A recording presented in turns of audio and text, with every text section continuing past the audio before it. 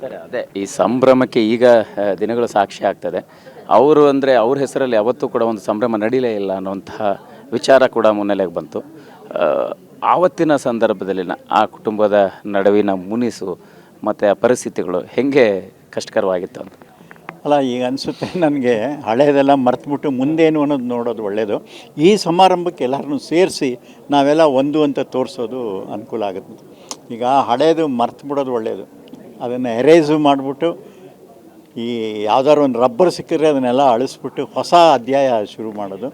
ಆ ಅಧ್ಯಾಯ ಶುರು ಮಾಡೋದು ನಮ್ಮ ಮುಂದಿನ ಪೀಳಿಗೆ ಆ್ಯಕ್ಟ್ರಸ್ಗೆ ಅವರಿಗೆಲ್ಲ ಈ ಥರದ್ದು ಯಾವುದು ಹಿಂದೆ ನಡೆದಂಗೆ ನಡಿಬಾರ್ದು. ನಾವೆಲ್ಲ ಈಗ ಇಂಡಸ್ಟ್ರಿನಲ್ಲಿ ಒಬ್ಬೊಬ್ಬರು ಒಂದೊಂದು ಪಿಕ್ಚರ್ ಮಾಡೋದು, ಯಾರು ಪಿಕ್ಚರ್ ನಡೆಯುತ್ತೆ ಯಾರು ಪಿಕ್ಚರ್ ನಡೆಯಲ್ಲ ಅದ್ರ ಸಮಾಚಾರ ಬೇರೆ, ಅದು ಇಂಡಿವಿಜುವಲ್ ಪಿಕ್ಚರ್ಗೆ ಹೋಗುತ್ತೆ.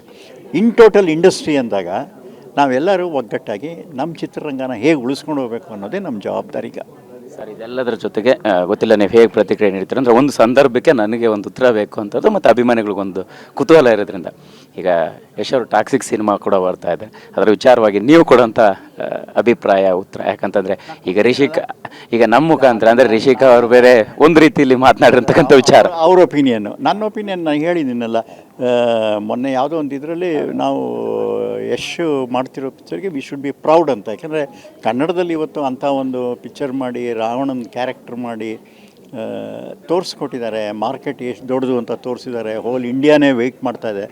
We should be proud. So ಈ ಪಿಕ್ಚರ್ನ ರಿಲೀಸ್ ಆದಮೇಲಿಂದ ಯಾರಿಗೆ ಕ್ರಿಟಿಸೈಸ್ ಮಾಡೋಕ್ಕೂ ಎಲ್ಲರಿಗೂ ಅದರಲ್ಲಿ ಅಧಿಕಾರ ಇದ್ದಿದೆ, ಅವರು ಮಾಡ್ಕೊಳ್ಳೋದು ಅವರವ್ರ ಇಂಡಿವಿಜುವಲ್.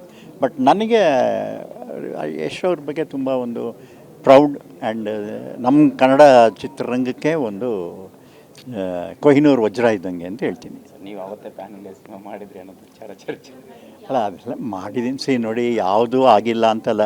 90 ವರ್ಷದ ಇತಿಹಾಸದಲ್ಲಿ ಎಲ್ಲ ಆಗೋಗ್ಬಿಟ್ಟಿದೆ. ಸುಮ್ಮನೆ ಯಾರಾದರೂ ನಾನು ಮಾಡಿದ್ದೀನಿ ಅಂದರೆ ಅವನಂಥ ಫೂಲ್ ಯಾರೂ ಇಲ್ಲ, ಎಲ್ಲ ಮಾಡಿಬಿಟ್ಟಿದ್ದಾರೆ. ಎಂತೆಂಥವ್ರು ಏನೇನೋ ಮಾಡಿ ಹೋಗ್ಬಿಟ್ಟಿದ್ದಾರೆ. ಅವ್ರು ಮಾಡಿದ್ದಾರೆ, ನಾವು ಅದಕ್ಕಿಂತ ಏನಾದರೂ ಚೆನ್ನಾಗಿ ಮಾಡಬೇಕು. ಇಲ್ಲ ಅಲ್ಲಿಗೆ ಮುಟ್ಟಕ್ಕಾಗುತ್ತೋ ಇಲ್ವೋ, ಅಟ್ಲೀಸ್ಟ್ ಒಂದು ಲೆವೆಲ್ಗಾದ್ರೂ ನಾವು ಹೋಗಬೇಕು. ಅದು ನಮ್ಮ ಜವಾಬ್ದಾರಿ.